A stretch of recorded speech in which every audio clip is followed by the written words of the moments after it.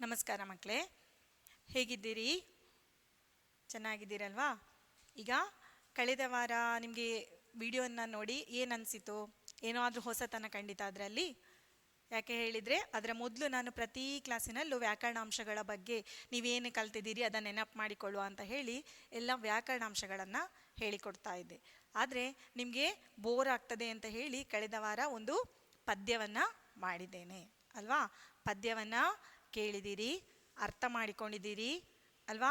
ನಮ್ಮ ಕನ್ನಡ ನುಡಿ ಅಂತ ಹೇಳುವಂಥ ಪದ್ಯವನ್ನು ಕಲ್ತಿದ್ದೇವೆ. ಆ ನುಡಿಯನ್ನು ನಾವು ಕನ್ನಡ ಮಾತನ್ನು ಯಾಕೆ ಕಲಿಬೇಕು, ಅದರ ಪ್ರಾಮುಖ್ಯತೆ ಏನು, ಇದೆಲ್ಲವನ್ನು ನಾವು ಕಳೆದ ತರಗತಿಯಲ್ಲಿ ಕಲ್ತಿದ್ದೇವೆ ಅಲ್ವಾ?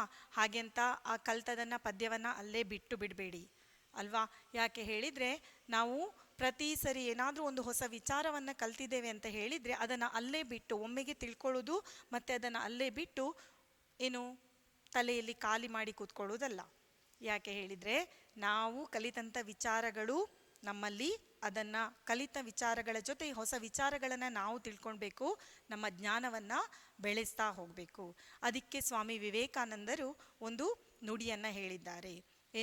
ನಿಂತ ನೀರಿನಲ್ಲಿ ಕ್ರಿಮಿಕೀಟಗಳು ಹುಟ್ಟಿಕೊಳ್ತವೆ, ಹಾಗೆ ಕೆಲಸ ಇಲ್ಲದಂತಹ ಮನುಷ್ಯನಲ್ಲಿ ಕೆಟ್ಟ ವಿಚಾರಗಳು ಹುಟ್ಟಿಕೊಳ್ತವೆ ಅಂತ ಹೇಳಿ. ಒಮ್ಮೆ ನಾವು ನೋಡಿರ್ಬೋದು, ಮನೆಯ ಅಕ್ಕಪಕ್ಕದಲ್ಲಿ ನೀರು ಎಲ್ಲಿಯಾದರೂ ಇದ್ದರೆ ಆ ನೀರಿನ ಸುತ್ತಮುತ್ತ ಸೊಳ್ಳೆಗಳು ಆಚೆ ಈಚೆ ಹಾರಾಡ್ತಾ ಇರೋದನ್ನು ನೋಡಿರ್ಬೋದು ಅಲ್ವಾ? ಅದೇ ರೀತಿ ಒಬ್ಬ ಮನುಷ್ಯ ಕೆಲಸ ಇಲ್ಲದೆ ಸುಮ್ಮನೆ ಕೂತಿದ್ದಾನೆ ಅಂತ ಹೇಳಿದರೆ ಅವನ ಮನಸ್ಸಿನಲ್ಲಿ ಇಲ್ಲದ ವಿಚಾರಗಳು, ಬೇಡದ ವಿಚಾರಗಳು ಬರ್ತದೆ. ಸುಮ್ಮನೆ ಕೂತಿದ್ದೇವೆ ಹೇಳಿದರೆ, ನಾನೀಗ ಏನು, ಮನೆಯಲ್ಲಿ ನೀವು ಕೂತ್ಕೊಂಡಿರೋ ಆಲೋಚನೆ ಮಾಡ್ಬೋದು, ನಾನೀಗ ಏನು ತೊಂದರೆ ಮಾಡ್ಬೋದು ಅಂದರೆ, ಹಾಗೆ ಅಲ್ಲ. ಸುಮ್ಮನೆ ಕೂತಿದ್ದೇನೆ, ಕೆಲಸ ಇಲ್ಲ, ಏನು ಮಾಡೋದು, ಅದನ್ನು ಹಾಳು ಮಾಡೋದಾ, ಇದರಲ್ಲಿ ಹಾಳು ಮಾಡೋದಾ, ಅದರ ಜೊತೆ ಆಟ ಆಡೋದಾ, ನಾವು ಏನೋ ಒಂದು ಮಾಡ್ತೇವೆ ಅಂತ ಹೇಳಿದ ಕೂಡಲೇ ಅದು ಹೋಗಿ ಅಲ್ಲಿ ಹಾಳಾಗ್ತದೆ. ಕೆಲಸಗಳು ಹಾಳಾಗಿ ಹೋಗ್ತವೆ. ನಮ್ಮ ಪುಟ್ಟ ಮನಸ್ಸಿನಲ್ಲಿ ನಾವು ಆಲೋಚನೆ ಮಾಡ್ತಾ ಇರಬೇಕಾದ್ರೆ ನಾವು ಇನ್ನೊಬ್ಬರ ಬಗ್ಗೆ ಒಳ್ಳೆಯದನ್ನು ಆಲೋಚನೆ ಮಾಡಲಿಕ್ಕೆ ಹೋಗೋದು ಮನುಷ್ಯನ ಗುಣ ಅಲ್ಲ. ಮನುಷ್ಯ ಯಾವಾಗಲೂ ತುಂಬ ಸ್ವಾರ್ಥಿಯಾಗಿರ್ತಾನೆ. ನಾನು ಮಾತ್ರ ಒಳ್ಳೆಯದಾಗಬೇಕು, ನಾನು ಉತ್ತಮ ರೀತಿಯಲ್ಲಿ ಬದುಕಬೇಕು, ನನ್ನ ಮನೆಯವರು ಮಾತ್ರ ಚೆಂದವಾಗಿ ಆರೋಗ್ಯವಾಗಿರಬೇಕು, ಅವರು ಮಾತ್ರ ಖುಷಿಯಲ್ಲಿರಬೇಕು, ಸುತ್ತಮುತ್ತಲಿನವರು ಹೇಗಿದ್ರೂ ಪರವಾಗಿಲ್ಲ ಅಂತ ಹೇಳಿ ಇನ್ನೊಬ್ಬರ ಬಗ್ಗೆ ಕೆಟ್ಟ ಆಲೋಚನೆಗಳನ್ನು ಮಾಡುವುದು ಮನುಷ್ಯನ ಸಹಜ ಗುಣ. ಹಾಗಿದ್ರೆ ನಾವು ಮನಸ್ಸಿಗೆ ಯಾವಾಗ ಕೆಲಸಗಳನ್ನು ಕೊಡುವುದಿಲ್ವೋ ಮನಸ್ಸಿನಲ್ಲಿ ಕೆಟ್ಟ ವಿಚಾರಗಳು ತುಂಬಿಕೊಳ್ತವೆ. ಅದಕ್ಕೆ ವಿವೇಕಾನಂದರು ಹೇಳ್ತಾರೆ, ಕೆಲಸವಿಲ್ಲದ ಮನುಷ್ಯನಲ್ಲಿ ಕೆಟ್ಟ ವಿಚಾರಗಳು ಹುಟ್ಟಿಕೊಳ್ತಾ ಇರ್ತವೆ. ಆದ್ದರಿಂದ ನಾವು ಮನಸ್ಸನ್ನು ಸುಮ್ಮನೆ ಖಾಲಿ ಬಿಡಬಾರ್ದು. ಏನಾದರೂ ಒಂದು ಕೆಲಸದಲ್ಲಿ ನಮ್ಮನ್ನು ನಾವು ತೊಡಗಿಸಿಕೊಂಡಾಗ ಆರೋಗ್ಯಕರ ವಿಚಾರಗಳು ನಮ್ಮಲ್ಲಿ ತುಂಬಿಕೊಳ್ತವೆ. ಯಾಕೆ ಹೇಳ್ತಾ ಇದ್ದಾನೆ ಹೇಳಿದರೆ, ನೀವೀಗ ಸಾಕಷ್ಟು ಸಮಯವನ್ನು ಕಳೀತಾ ಇದ್ದೀರಿ, ದಿನಕ್ಕೆ ಅರ್ಧ ಗಂಟೆಯ ಒಂದು ಪಾಠವನ್ನು ಮಾತ್ರ ಕಲಿತಾ ಇದ್ದೀರಿ. ಹೀಗಿರಬೇಕಾದ್ರೆ ನೀವು ಉಳಿದ ಸಮಯವನ್ನು ಹೇಗೆ ಕಲಿತೀರಿ, ಅದರ ಸಮಯವನ್ನು ಹೇಗೆ ಸದುಪಯೋಗ ಮಾಡಿಕೊಳ್ತೀರಿ ಹೇಳೋದು ನಿಮ್ಮ ಜೀವನವನ್ನು ಉತ್ತಮ ಹಾದಿಯಲ್ಲಿ ಕೊಂಡೋಗುವಂಥ ಮಾರ್ಗದರ್ಶನ, ಅದು ಉತ್ತಮ ಹಾದಿಯಲ್ಲಿ ನೀವು ತಗೊಂಡು ಹೋಗಬೇಕು ಅಂತ ಹೇಳಿ ಆಲೋಚನೆಗಳನ್ನು ಆ ರೀತಿಯಲ್ಲಿ ನೀವು ಸಾಗಿಸಬೇಕು. ಈಗ ಕಳೆದ ವಾರ ಪದ್ಯದಲ್ಲಿ ನಾವು ಏನು ಕಲ್ತಿದ್ದೇವೆ? ಕನ್ನಡ ನುಡಿ. ನಾವು ಕನ್ನಡವನ್ನು ಯಾಕೆ ಮಾತಾಡಬೇಕು, ಕವಿಗಳ ವಿಚಾರ ಹೇಗೆ ಉಂಟು? ಮಕ್ಕಳೇ ಬನ್ನಿರಿ ಮಾತೊಂದು ಹೇಳುವೆ, ಚಿತ್ತವನಿಟ್ಟು ಆಲಿಸಿರಿ. ಕವಿಗಳು ಕರೀತಾ ಇದ್ದಾರೆ, ಮಕ್ಕಳೇ ಬನ್ನಿ, ಒಂದು ಮಾತನ್ನು ಹೇಳ್ತೇನೆ, ನಿಮ್ಮ ಮನಸ್ಸನ್ನು ಇಟ್ಟು ಕೇಳಿರಿ. ಏನಂತ? ಕನ್ನಡ ನುಡಿಯಲ್ಲಿ ಕನ್ನಡ ಗುಡಿಯಲ್ಲಿ ಹೃದಯದ ಒಲುಮೆ ತುಂಬಿಹುದು. ನಮ್ಮ ಕನ್ನಡಿಗರ ಮನಸ್ಸಿನಲ್ಲಿ, ಕನ್ನಡ ಮಾತಿನಲ್ಲಿ, ಕನ್ನಡದ ನಾಡಿನಲ್ಲಿ ಹೃದಯದ ಪ್ರೀತಿ ತುಂಬಿಕೊಂಡಿದೆ. ಹಾಗೆ ಹಾಲಿನ ತೊರೆಯು ಸಕ್ಕರೆ ಮಳಲು, ಜೇನಿನ ಹನಿಯು ಅಲ್ಲಿಹುದು.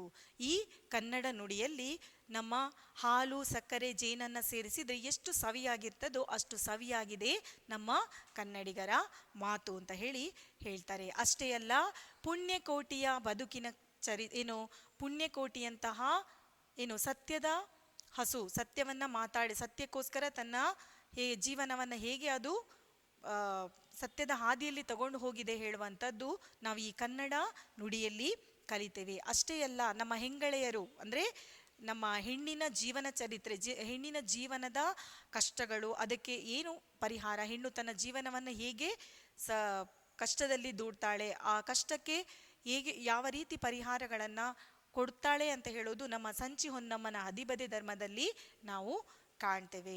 ಅಷ್ಟೇ ಅಲ್ಲ, ಮತ್ತೆ ಏನು, ಶರಣರು ರಚಿಸಿದ ವಚನಗಳೆಲ್ಲವೂ ಬದುಕಿನ ಅಮೃತ ಕಣಜಗಳು. ನಮ್ಮಲ್ಲಿ ಬಸವಣ್ಣ, ಅಕ್ಕ ಮಹಾದೇವಿ, ಅಲ್ಲಮ್ಮ ಪ್ರಭು ಈ ರೀತಿಯಾಗಿ ಹಲವಾರು ಶಿವಶರಣರು ನಮ್ಮ ಜೀವನಕ್ಕೆ ಉತ್ತಮವಾದ ಸಂದೇಶವನ್ನ ನಮಗೆ ನೀಡಿದ್ದಾರೆ. ಆ ಸಂದೇಶಗಳು ನಮ್ಮ ಬದುಕಿನ ಅಮೃತ ಕಣಜ. ನಮಗೆ ಬದುಕಿನಲ್ಲಿ ನಮ್ಮ ಬದುಕು ಹೇಗೆ ಸುಖವಾಗಿ ಸಾಗಬೇಕೋ, ಇಲ್ಲಿ ಈ ಶರಣರು ರಚಿಸಿದಂತಹ ವಚನಗಳು ನಮಗೆ ಆ ದಾರಿಯಲ್ಲಿ ಸಾಗಲಿಕ್ಕೆ ಮಾರ್ಗದರ್ಶನವನ್ನ ನೀಡ್ತದೆ. ಅಷ್ಟೇ ನೋಡಿ, ಮತ್ತೆ ದಾಸರ ನುಡಿಯಲ್ಲಿ ಅರಳಿದ ಚೆಲುವು ಕನ್ನಡದೊಲುಮೆಯ ಹವಳಗಳು. ಈ ಮುತ್ತು ರತ್ನ ಹವಳಗಳು ಹೇಳುವಂಥದ್ದು ನವರತ್ನಗಳಲ್ಲಿ ಅತ್ಯಂತ ಶ್ರೇಷ್ಠವಾದ ಒಂದು ಹವಳ ಇರುವಂಥದ್ದು ಹವಳ. ಆ ಏನು ದಾಸರ ನುಡಿಯಲ್ಲಿ ಅರಳಿದ ಚೆಲುವು, ನಮ್ಮ ದಾಸರುಗಳು ಬರೆದಂತಹ ಕೀರ್ತನೆಗಳಲ್ಲಿ ಬದುಕಿನ ಚೆಲುವು ಏನು, ನಮ್ಮ ಬದುಕು ಯಾವ ರೀತಿಯಾಗಿ ಸುಂದರವಾಗಿ ಹೋಗ್ತದೆ, ನಾವು ದೇವರಿಗೆ ಹತ್ತಿರ ಆಗ್ಲಿಕ್ಕೆ ಯಾವ ರೀತಿ ನಾವು ನಮ್ಮ ಜೀವನವನ್ನ ನಡೆಸ್ಕೊಂಡು ಹೋಗಬೇಕು ಹೇಳುವುದು ಈ ದಾಸರು ರಚಿಸಿದ ಕೀರ್ತನೆಗಳಲ್ಲಿ ನಮಗೆ ಕಾಣಲಿಕ್ಕೆ ಸಿಗ್ತದೆ. ಅದಕ್ಕೆ ನಮ್ಮ A.K. ರಾಮೇಶ್ವರ ಅವರು ಕರೀತಾರೆ, ಮಕ್ಕಳೇ ಬನ್ನಿರಿ ಕನ್ನಡ ಕಲಿಯಿರಿ. ಏನು, ಬನ್ನಿರಿ ಮಕ್ಕಳೇ ಕನ್ನಡ ಕಲಿಯಿರಿ, ಬದುಕಿನ ತಿರುಳನ್ನು ಅರಿಯುತ್ತಾ ನಮ್ಮಯ ನಾಡಿನ ಪುಣ್ಯದ ಬೀಡಿನ ನನ್ನಿಯ ಕಥೆಯನ್ನು ಬರೆಯುತ್ತಾ. ಕವಿಗಳು ಹೇಳ್ತಾರೆ, ಕನ್ನಡ ನಾಡಿನಲ್ಲಿ ಇಷ್ಟೆಲ್ಲ ಸೊಗಸುಂಟು, ಕನ್ನಡ ನುಡಿಯಲ್ಲಿ ಇಷ್ಟೆಲ್ಲ ವಿಚಾರಗಳು ಅಡಗಿವೆ. ಈ ಎಲ್ಲ ವಿಚಾರಗಳನ್ನು ತಿಳಿಯಿರಿ. ಆ ತಿಳಿದಂಥ ವಿಚಾರಗಳನ್ನು, ನೀವು ಅರಿತುಕೊಂಡಂತಹ ವಿಚಾರಗಳನ್ನು, ನೀವು ಕಂಡುಕೊಂಡಂತಹ ಸತ್ಯತೆಗಳನ್ನು ನೀವು ಕಲಿಯಿರಿ.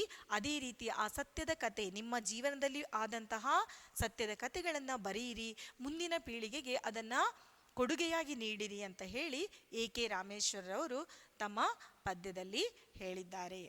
ಇಷ್ಟು ಕಳೆದ ವಾರ ನಾವು ಕಲ್ತಿದ್ದೇವೆ. ಸುಮ್ಮನೆ ಇನ್ನೊಮ್ಮೆ ನಾನು ಅದನ್ನು ನೆನಪು ಮಾಡಿದ್ದೇನೆ.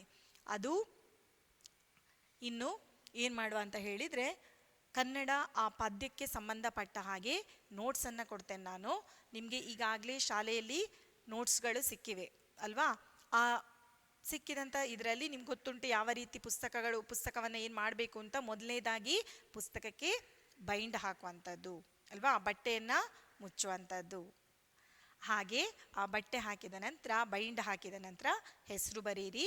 ನಿಮ್ಮ ಹೆಸರು, ತರಗತಿ ಬರೀಬೇಕು, ವಿಷಯ ಬರೀರಿ ಯಾವುದು ಅಂತ ಹೇಳಿ, ಕನ್ನಡ ನೋಟ್ಸ್.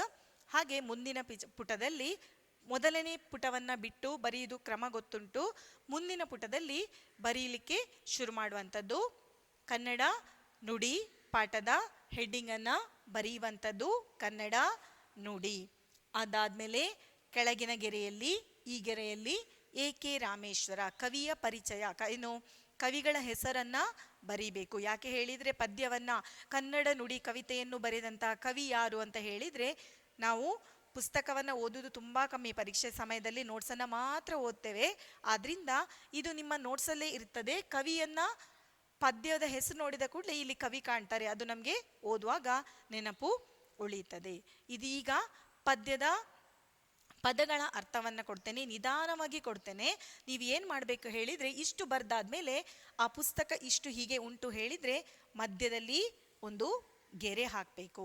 ಮೊದಲನೇದಾಗಿ ಆ ಗೆರೆಯನ್ನು ಹಾಕಲೇಬೇಕು. ಯಾಕೆ ಹೇಳಿದರೆ, ಇಲ್ಲದ್ರೆ ಇಲ್ಲಿಂದ ಆಚೆ ಈಚೆ ಅಂತ ಹೇಳಿ ಪುಸ್ತಕದಲ್ಲಿ ನೀಟ್ನೆಸ್ ಇರೋದಿಲ್ಲ. ಅದಾಗಿ ಇಲ್ಲಿ ನೋಡಿ, ಇದು ಮಾರ್ಜಿನ್ ಅಂತ ತಿಳ್ಕೊಳ್ಳಿ, ಇದು ಮಾರ್ಜಿನ್. ಇಲ್ಲಿ ಪದಗಳ ಅರ್ಥ ಅಂತ ಹೇಳಿ ಸೈಡಲ್ಲಿ ಬರೀರಿ, ಪದಗಳ ಅರ್ಥ.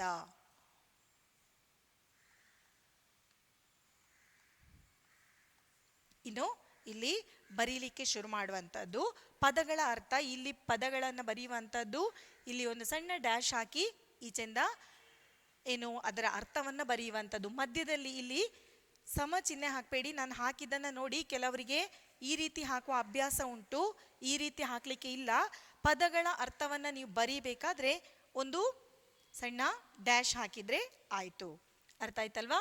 ನೀಟಾಗಿರಬೇಕು. ಮನೆಯಲ್ಲಿ ಕೂತ್ಕೊಂಡು ಬರೀತಾ ಇದ್ದೀರಿ, ಆಚೆ ಈಚೆ ಏನು ಮ್ಯಾಮ್ ಬರೆದು ಒರೆಸಿದ್ರು, ಅರ್ಜೆಂಟ್ ಆಯಿತು ನೋಟ್ಸು, ಹಾಗೆ ಗಲೀಜಾಯಿತು ಅಂತ ಹೇಳುವ ಏನು ಸಂದರ್ಭವೇ ಬರುವುದಿಲ್ಲ. ನೀವು ಮನೆಯಲ್ಲಿ ಕೂತ್ಕೊಂಡು ಬರೆಯುವ ಕಾರಣ ನೋಟ್ಸು ತುಂಬ ನೀಟಾಗಿರಬೇಕು, ಅಕ್ಷರವೂ ಅಷ್ಟೇ ಅಂದವಾಗಿರಬೇಕು, ತಪ್ಪಿಲ್ಲದೆ ಬರೀಬೇಕು. ಅರ್ಥ ಆಯ್ತಲ್ವಾ? ಪದಗಳ ಅರ್ಥವನ್ನು ಬರೀತೇನೆ, ನೋಡ್ತಾ ಹೋಗಿ. ಚಂದ ಮಾಡಿ ಬರೀರಿ. ನೋಟ್ಸಲ್ಲಿ ನೀಟ್ನೆಸ್ಸನ್ನು ಮೇಂಟೈನ್ ಮಾಡಬೇಕು. ಆಯ್ತಲ್ವಾ? ಮೊದಲನೇ ಪದ ಅರಿ. ಅರಿ ಅಂತ ಹೇಳಿದರೆ ಅದರ ಅರ್ಥ ಏನು? ಇಲ್ಲಿ ನೇರವಾಗಿ ಗ್ರಹಿಸು ಅಥವಾ ಇನ್ನೊಂದು ಪದ ಉಂಟು ತಿಳಿ. ಏನು? ಗ್ರಹಿಸು ಅಥವಾ ತಿಳಿ. ನೆಕ್ಸ್ಟ್ ಆಲಿಸು. ಚಿತ್ತವನಿಟ್ಟು ಆಲಿಸಿರಿ ಅಂತ ಉಂಟಲ್ವಾ, ಅದು ಆಲಿಸು ಅಂತ ಹೇಳಿದ್ರೆ ಮನಸ್ಸಿಟ್ಟು ಕೇಳು. ಮನಸ್ಸಿಟ್ಟು ಕೇಳು. ಬಾಯಲ್ಲಿ ಹೇಳಿಕೊಂಡು ಬರೀರಿ. ನೆಕ್ಸ್ಟ್ ಕಣಜ.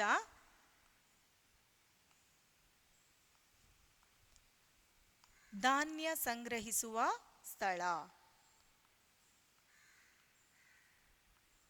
ಧಾನ್ಯ ಸಂಗ್ರಹಿಸುವ ಸ್ಥಳ.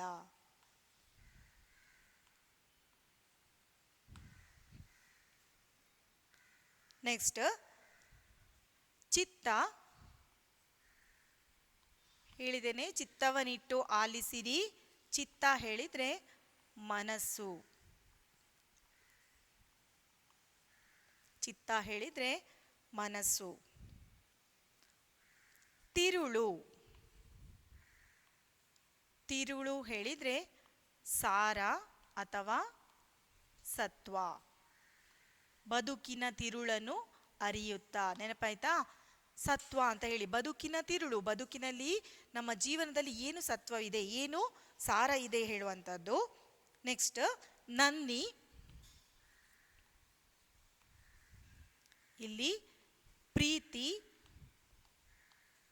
ಅಥವಾ ಸತ್ಯ. ಜೀವನದ ಸತ್ಯದ ಕತೆ ಅಥವಾ ಜೀವನದ ಪ್ರೀತಿಯ ಕತೆ. ಮಳಲು. ಸಕ್ಕರೆ ಮಳಲು ಅಂತ ಹೇಳಿದ್ರೆ ಮರಳು. ಮರಳು. ನೀವು ಸಕ್ಕರೆಯನ್ನು ಹೇಗೆ ಮರಳು ಅಂತ ಕೇಳಬೇಡಿ. ಸಕ್ಕರೆಯಲ್ಲಿ ಒಂದೊಂದು ಕಣಗಳು ನೀವು ಕಾಣ್ತದೆ ಅಲ್ವಾ, ಬಿಡಿ ಬಿಡಿ ಕಣಗಳಿರ್ತದಲ್ವಾ, ಅದನ್ನ ಮರಳು ಹೇಳ್ತವೆ. ಯಾಕೆ? ಮರಳುವಿನ ಕಣಗಳಲ್ಲೂ ಒಂದೊಂದು ಸಕ್ಕರೆಯ ಸಕ್ಕರೆಯ ತುಂಡಿನ ಹಾಗೆ, ಏನು ಸಕ್ಕರೆಯಲ್ಲಿ ಸಣ್ಣ ಸಣ್ಣ ಅರಳನ್ನು ಹೇಗೆ ಕಾಣ್ತೀರಿ, ಅದೇ ರೀತಿ ಮರಳಿನಲ್ಲೂ ಕಾಣ್ತೀರಿ. ಆಮೇಲೆ ಅಮೃತ.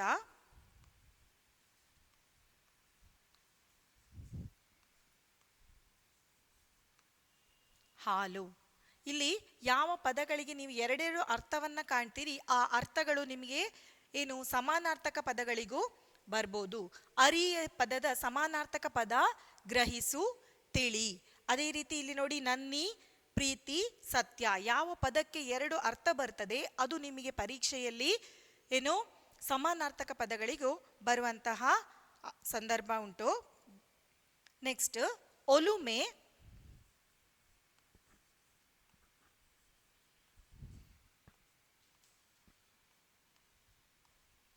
ಪ್ರೀತಿ. ನಿಮ್ಮಲ್ಲಿ ಈಗಾಗಲೇ ಪಾಠ ಪುಸ್ತಕ ಇದ್ದಿದ್ರೆ ಬರ್ಕೊಳ್ಳಿಕ್ಕೆ ಸುಲಭ ಆಗ್ತದೆ. ಪಾಠ ಪುಸ್ತಕದಲ್ಲಿ ಇದು ಉಂಟು.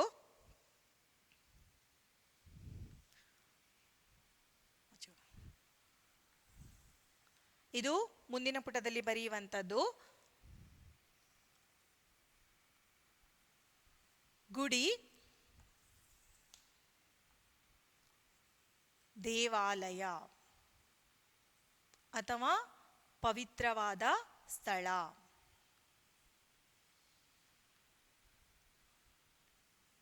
ಪವಿತ್ರವಾದ ಸ್ಥಳ.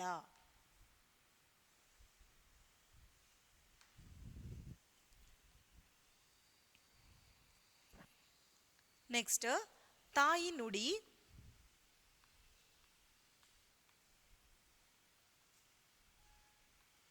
ಇಲ್ಲಿ ಮಾತೃಭಾಷೆ. ಮಾತೃಭಾಷೆ. ಆಯ್ತಾ? ತೊರೆ, ಚಿಕ್ಕ ಹೊಳೆ. ತೊರೆ, ಚಿಕ್ಕ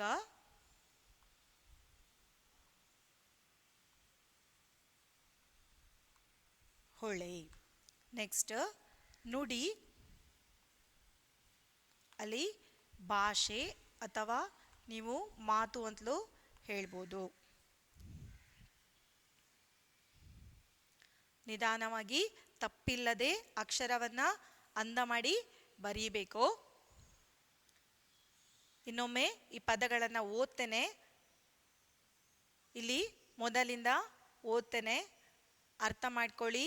ಬರೆಯುವಾಗ ತಪ್ಪಿಲ್ಲದೆ ಬರೀರಿ. ಇದಿಷ್ಟು ನೀಟಾಗಿ ಬರಬೇಕು. ಪುಸ್ತಕದ ಮೇಲೆ ಆ ಕೆಂಪು ಗೆರೆ ಇರ್ತದಲ್ವ, ಅದರ ಮೇಲೆ ಇಲ್ಲಿ ಕನ್ನಡ ನುಡಿ ಅಂತ ಬರೀಬೇಕು.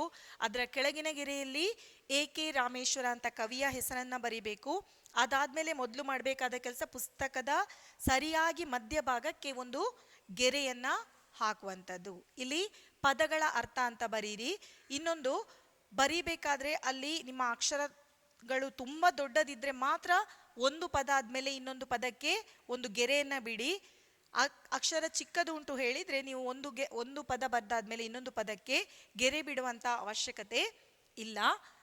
ಈಗ ನೋಡಿ, ಅರಿ, ಇಲ್ಲಿ ಗ್ರಹಿಸು ಅಥವಾ ತಿಳಿ ಎರಡು ಪದವು ಆಗ್ತದೆ. ಇದು ಸಮಾನಾರ್ಥಕ ಪದಕ್ಕೂ ಬರುವಂತಹ ಬರಬಹುದು. ಆಲಿಸು, ಮನಸ್ಸಿಟ್ಟು ಕೇಳು. ಕಣಜ, ಧಾನ್ಯ ಸಂಗ್ರಹಿಸುವ ಸ್ಥಳ. ಚಿತ್ತ, ಮನಸ್ಸು. ತಿರುಳು, ಸಾರ ಅಥವಾ ಸತ್ವ. ನನ್ನಿ, ಇಲ್ಲಿ ಪ್ರೀತಿ ಅಥವಾ ಸತ್ಯ. ಮಳಲು, ಮರಳು. ಅಮೃತ ಅಂದರೆ ಹಾಲು. ನೆಕ್ಸ್ಟ್ ಒಲುಮೆ, ಪ್ರೀತಿ. ಗುಡಿ, ದೇವಾಲಯ ಅಥವಾ ಪವಿತ್ರವಾದ ಸ್ಥಳ. ತಾಯಿ ನುಡಿ, ಮಾತೃಭಾಷೆ. ತೊರೆ, ಚಿಕ್ಕ ಹೊಳೆ. ನುಡಿ ಅಂದರೆ ಭಾಷೆ. ಇದಿಷ್ಟು ಪದಗಳ ಅರ್ಥ. ಇದಾದ್ಮೇಲೆ ಇನ್ನು ಇರುವಂಥದ್ದು ಹೊಂದಿಸಿ ಬರೆ. ಸರಿಯಾಗಿ ಪದಗಳನ್ನು, ಈಚೆ ಇರುವಂತಹ ಪದಗಳಿಗೆ ಇನ್ನೊಂದು ಸೈಡಲ್ಲಿ ಇರುವಂತಹ ಪದಗಳು ನಿಮಗೆ ಬರೆದು ಅಭ್ಯಾಸ ಉಂಟು, ಬರ್ದಿದ್ದೀರಿ. ಹೊಂದಿಸಿ ಬರೆ. ಮುಂದೆ ನೋಡುವ, ಹೊಂದಿಸಿ ಬರೆಯಿರಿ. ಪದಗಳ ಅರ್ಥ ಆಯಿತು. ಇನ್ನಿರುವಂಥದ್ದು ಹೊಂದಿಸಿ ಬರೆಯಿರಿ.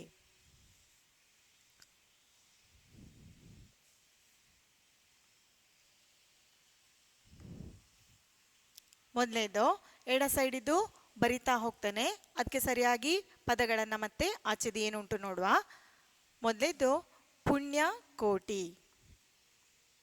ಪುಣ್ಯಕೋಟಿಯ ಬಗ್ಗೆ ಏನು ಕೇಳಿದ್ದೀರಿ ಅಂತ ಹೇಳಿ ನೆನಪು ಮಾಡ್ಕೊಳ್ಳಿ. ಫಸ್ಟ್ ಇದು ಪುಣ್ಯಕೋಟಿ. ಎರಡನೇದು ಹದಿಬದೆಯ ಧರ್ಮ.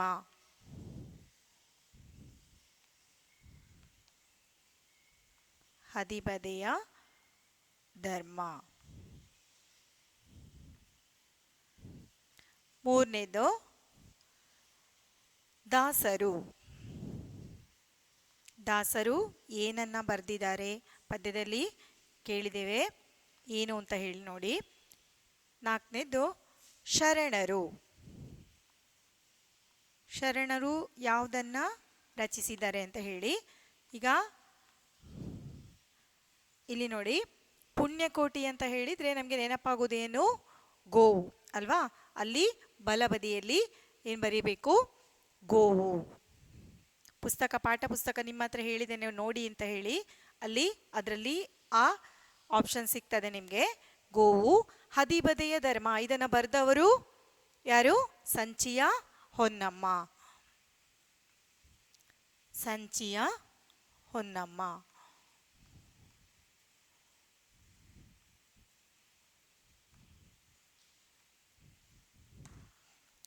ಮುಂದೆ ದಾಸರು. ದಾಸರು ಯಾವುದನ್ನ ರಚನೆ ಮಾಡ್ತಾರೆ ಅಂತ ಹೇಳಿದೆ ನಾನು?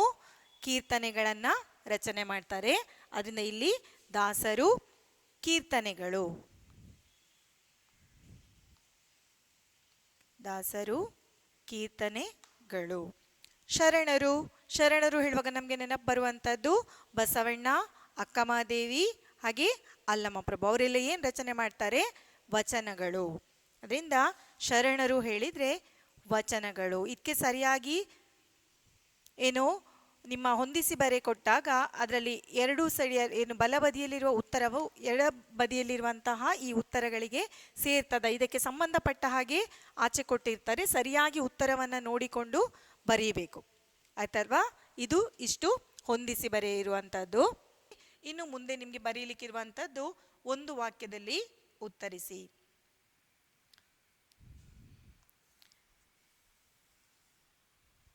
ತಪ್ಪಿಲ್ಲದೆ ಬರ್ಕೊಳ್ಳಿ.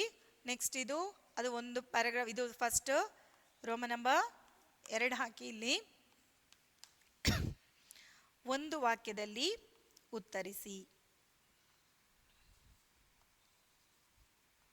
ಒಂದು ವಾಕ್ಯದಲ್ಲಿ ಉತ್ತರಿಸಿ.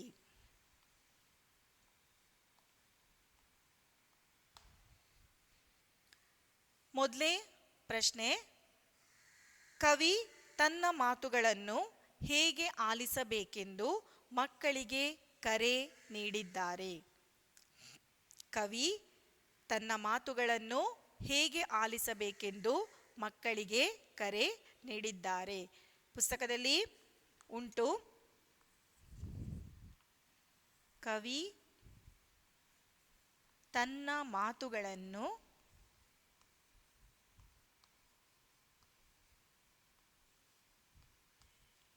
ಹೇಗೆ ಆಲಿಸಬೇಕೆಂದು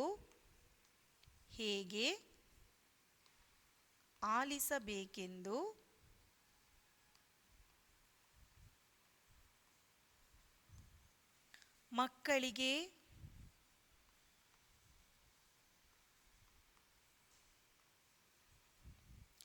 ಕರೆ ನೀಡಿದ್ದಾರೆ.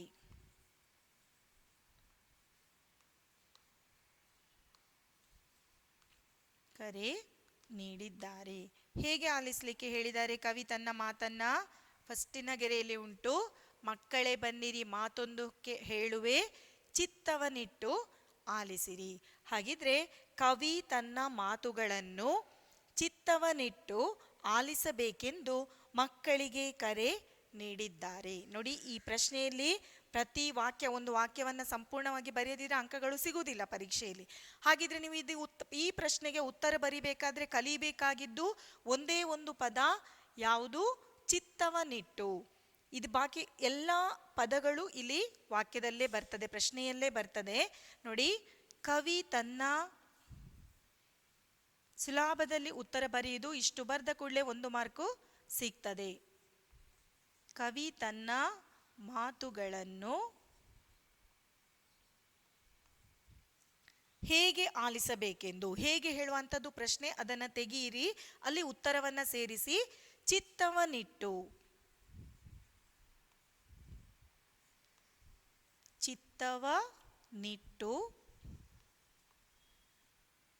ಇದು ಎಲ್ಲವೂ ಇಲ್ಲೇ ಉಂಟು. ಹೇಗೆ ಅಂತ ತೆಗೆಯುವುದು, ಚಿತ್ತವನಿಟ್ಟು ಸೇರಿಸುವುದು. ಆಲಿಸಬೇಕೆಂದು,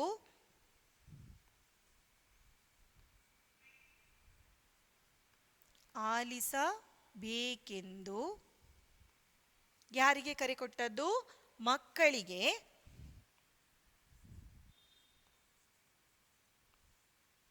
ಮಕ್ಕಳಿಗೆ ಕರೆ ನೀಡಿದ್ದಾರೆ.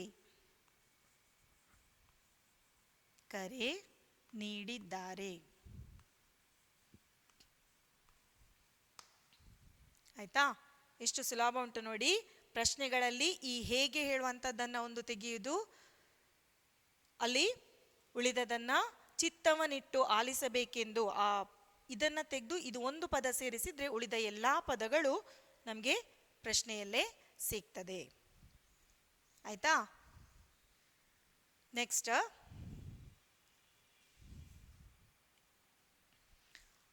ಇದಿಷ್ಟು ಆದ ನಂತರ ಮುಂದಿನದು 2 ಪ್ರಶ್ನೆಗೆ ಉತ್ತರವನ್ನು ಕೊಡ್ತೇನೆ. ಉಳಿದದನ್ನ ಮುಂದಿನ ತರಗತಿಯಲ್ಲಿ ನೋಡುವ. ನೆಕ್ಸ್ಟ್ ಪ್ರಶ್ನೆ,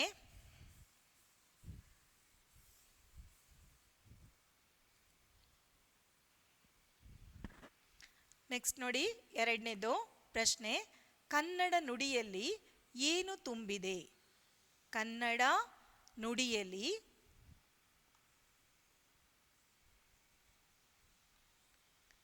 ಏನು ತುಂಬಿದೆ. ಏನು ತುಂಬಿದೆ? ಕನ್ನಡ ನುಡಿಯಲಿ ಕನ್ನಡ ಗುಡಿಯಲಿ ಏನು ತುಂಬಿದೆ? ಕನ್ನಡ ನುಡಿಯಲಿ ಹೃದಯದ ಒಲುಮೆ ತುಂಬಿದೆ ಅಲ್ವಾ? ಹೃದಯದ ಒಲುಮೆ ಅಂತ ಹೇಳಿ ಸೇರಿಸಿದ್ರೆ ಉತ್ತರ ಬಂತು. ಕನ್ನಡ ನುಡಿಯಲಿ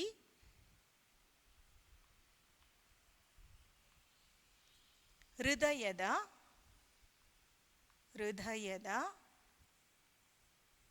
ಏನು ಒಲುಮೆ ಅಂದರೆ ಪ್ರೀತಿ, ಒಲುಮೆ ತುಂಬಿದೆ. ಕನ್ನಡ ನುಡಿಯಲಿ ಹೃದಯದ ಒಲುಮೆ ತುಂಬಿದೆ. ನೆಕ್ಸ್ಟ್, ಜಾನಪದದಲ್ಲಿ ಮೂಡಿದ ಸತ್ಯದ ಬದುಕಿನ ಚರಿತ್ರೆ ಯಾವುದು? ಜಾನಪದದಲ್ಲಿ ಮೂಡಿದ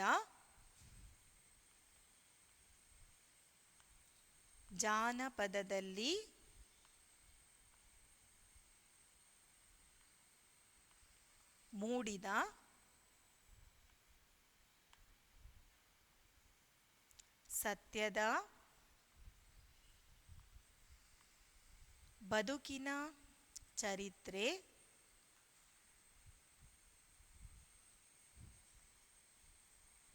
ಚರಿತ್ರೆ ಯಾವುದು?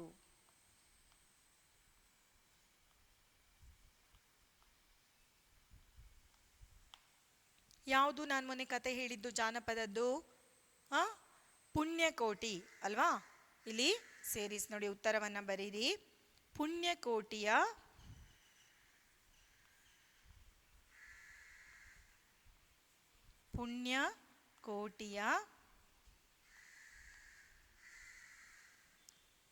ಸತ್ಯದ ಕತೆ, ಪುಣ್ಯಕೋಟೆಯ ಸತ್ಯದ ಕತೆ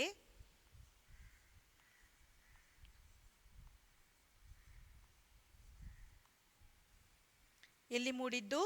ಜಾನಪದದಲ್ಲಿ ಮೂಡಿದೆ.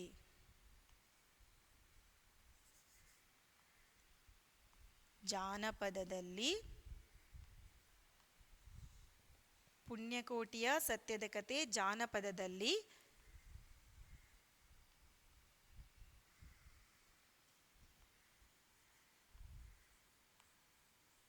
ಮೂಡಿದೆ, ಅಥವಾ ಮುಂದುವರಿಸಬಹುದು, ಮೂಡಿದ ಏನು ಚರಿತ್ರೆ ಯಾವುದು? ಸತ್ಯದ ಬದುಕಿನ ಚರಿತ್ರೆ ಅಂತ ಹೇಳಿ. ಈಗ ಜಾನಪದದಲ್ಲಿ ಮೂಡಿದ ಸತ್ಯದ ಬದುಕಿನ ಚರಿತ್ರೆ ಯಾವುದು? ಇಷ್ಟೇ ಬರೀರಿ. ಅಲ್ಲಿ ಯಾರ ಕಥೆಯನ್ನ ಹೇಳಿದ್ದೇನೆ? ಪುಣ್ಯಕೋಟಿಯ ಕಥೆಯನ್ನ ಹೇಳಿದ್ದೇನೆ. ಪುಣ್ಯಕೋಟಿಯ ಸತ್ಯದ ಕತೆ ಜಾನಪದದಲ್ಲಿ ಮೂಡಿದೆ. ಎಲ್ಲಿ ಮೂಡಿದೆ? ಜಾನಪದದಲ್ಲಿ ಮೂಡಿದೆ. ಈಗ ಇವತ್ತು ಇಷ್ಟನ್ನ ಬರ್ಕೊಳ್ಳಿ. ತುಂಬ ಬರೆದ್ರೆ ಮತ್ತೆ ಅಕ್ಷರಗಳು ಎಲ್ಲಿಂದ ಎಲ್ಲಿಗೆ ಹೋಗ್ತವೆ, ಅಕ್ಷರ ನೀಟ್ ಆಗೋದಿಲ್ಲ. ಆದ್ರಿಂದ ಇವತ್ತು ಇಷ್ಟನ್ನ ಬರೀರಿ. ಮತ್ತೆ ಮ್ಯಾಮ್ ತುಂಬ ಬರೀಲಿಕ್ಕೆ ಕೊಟ್ಟಿದ್ದಾರೆ, ಆದ್ರಿಂದ ನನ್ನದು ಅಕ್ಷರ ಚಂದ ಆಗಲಿಲ್ಲ ಅಂತ ಹೇಳಿ ಕಾರಣ ಕೊಡಲಿಕ್ಕೆ ಇಲ್ವೇ ಇಲ್ಲ. ಅಕ್ಷರ ಚಂದ ಇರಬೇಕು, ಇಲ್ಲದಿದ್ದರೆ ಅದನ್ನು ಪುನಃ ಬರೆಸ್ತೇನೆ. ಶಾಲೆ ಶುರು ಆದಮೇಲೆ ಅಕ್ಷರ ತಪ್ಪು ಜಾಸ್ತಿ ಉಂಟು, ಬರ್ದದ್ದು ನೀಟ್ ಆಗಲಿಲ್ಲ, ಅಲ್ಲಿ ಕಟ್ ಮಾಡಿಕೊಂಡು ಬರೆದಿದ್ದೀರಿ ಅಂತ ಹೇಳಿ ಆದರೆ ನೋಟ್ಸನ್ನು ಅದನ್ನು ಹಾಗೇ ಇರ್ತೇನೆ, ಪುನಃ ಇನ್ನೊಂದು ಪೇಜಿನಲ್ಲಿ ಹೊಸದಾಗಿ ಈ ನೋಟ್ಸನ್ನು ಬರೆಸ್ತೇನೆ. ಅದು ಬೇಡ ಅಂತ ಹೇಳಿದರೆ ಅಕ್ಷರವನ್ನು ಅಂದವಾಗಿ ತಪ್ಪಿಲ್ಲದೆ ಬರೀಬೇಕು. ಆಗ್ಬೋದಲ್ಲ? ಇಷ್ಟು ಇವತ್ತಿಗೆ ಸಾಕು. ಇನ್ನು ಮುಂದಿನ ತರಗತಿಯಲ್ಲಿ ಇದರ ಮುಂದುವರಿದ ಭಾಗ ಉಳಿದ ಪ್ರಶ್ನೆಗಳಿಗೆ ಉತ್ತರವನ್ನು ಕೊಡ್ತೇನೆ. ಅಷ್ಟರ ತನಕ ಬರೆದು ಸುಮ್ಮನೆ ಕೂತ್ಕೊಳ್ಬೇಡಿ. ಇನ್ನು ಒಂದು ವಾರ ಪುನಃ ಸಮಯ ಉಂಟು, ಮುಂದಿನ ಸೋಮವಾರ ತನಕ ಸಮಯ ಉಂಟು. ಕೂತ್ಕೊಳ್ಬೇಕಾದ್ರೆ ಪದಗಳ ಅರ್ಥ ಕಲೀರಿ, ಪದ್ಯವನ್ನು ಕಲೀರಿ, ಪ್ರಶ್ನೆಗಳಿಗೆ ಉತ್ತರವನ್ನು ಬರೆದು ಕಲೀರಿ. ಉತ್ತರ ಬಾಯಲ್ಲಿ ನಿಮಗೆ ಹೇಳ್ತೀರಿ, ಎಲ್ಲರೂ ಅದರಲ್ಲಿ ಬುದ್ಧಿವಂತರು, ತಪ್ಪಾಗುವುದು ಬರೆಯುವಾಗ. ಆದ್ದರಿಂದ ಬರೆದು ಅಭ್ಯಾಸ ಮಾಡಿ, ತಪ್ಪಿಲ್ಲದೆ ಬರೀಲಿಕ್ಕೆ ಅಭ್ಯಾಸ ಮಾಡಿ. ಇಷ್ಟು ಇಲ್ಲಿಗೆ ಇವತ್ತಿನ ತರಗತಿ ಮುಗಿಸ್ತೇನೆ. ನಮಸ್ತೆ.